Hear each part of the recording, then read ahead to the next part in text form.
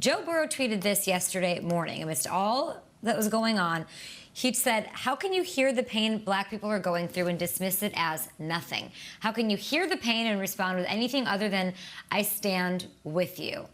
Nate, what do you think about this leadership skill that Burrow has demonstrated? You hear A.J. Green, one of the greatest wide receivers of this generation when he's on the field, speaking so highly of him. Does all of this translate on the field? It's high expectations from me. No doubt about it. I'll tell you the moment I became a fan of Joe Burrow. I was watching one of his college games, and he's just playing unbelievable. The crowd is going crazy. Dime after dime, touchdown after touchdown. He gets to the sideline. Everybody's hyped. They're hitting him on the helmet, jumping all around, big smiles by his players. And he is straight-faced. He doesn't even crack a smile the entire game. And then once the game was over, he relaxes. It had nothing to do with football, but right then and there, I thought to myself, that's a guy who's locked in the moment.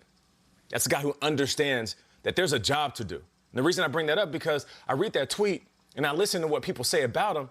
He's always in the moment. He's not concerned about the next commercial he can get or, how he can recover this franchise from despair. He understands what's going on right now with his teammates of color. And he sends out that tweet when he didn't need to. This is a rookie. He got a lot on his plate right now.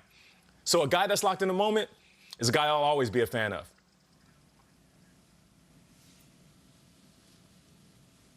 The words you're hearing are effusive out of Cincinnati, and it's not just from A.J. Green, who's a 10-year veteran.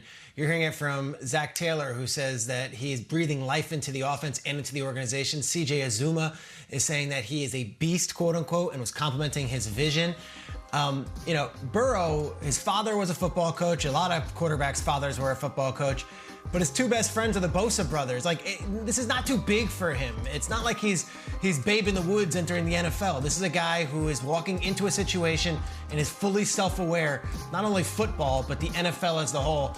He's ready, and I think he's as ready as any rookie quarterback's been in recent years. Listen, will it translate to the field? I don't know. It's the Bengals. We'll wait and see. I know this. It may translate to the world. When I see that tweet from Joe Burrow, the losers of that tweet, it's the stick to sports crowd. It's the I'm not watching the NFL anymore crowd if it's going to be about politics and all this, blah, blah. Well, it's not going to change. Are you watching this young generation of quarterbacks? Are you looking at he and Mahomes and what they have to say and how much they have to say? It's a lot. Take a peek at Trevor Lawrence, what he's already had to say. He's coming in next year.